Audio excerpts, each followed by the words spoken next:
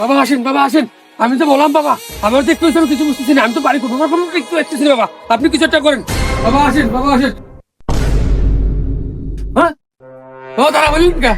रुको जरा सबर এ करो। বৎস, তোর বাড়ি তো শয়তানের কারখানা রে।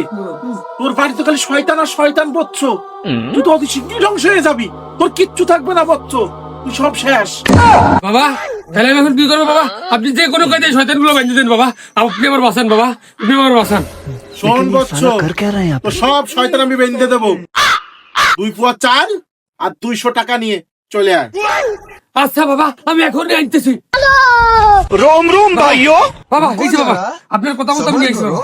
ফিরে বৎস, খালি চাল আনলি কেন? টাকা কোথায়? হ্যাঁ টাকা গো মানে? টাকা তো থালির ভিতরে। আয়। আচ্ছা ঠিক আছে। হ্যাঁ ওরে শালার বন্ড বাবা, থালির ভিতর টাকা আছে, তুমি তা জানতে পারো না, আর আমার বাড়ির বাটির তলে শয়তান আছে, তুমি সেইটা ভালো করে জানো না। ওরে শালার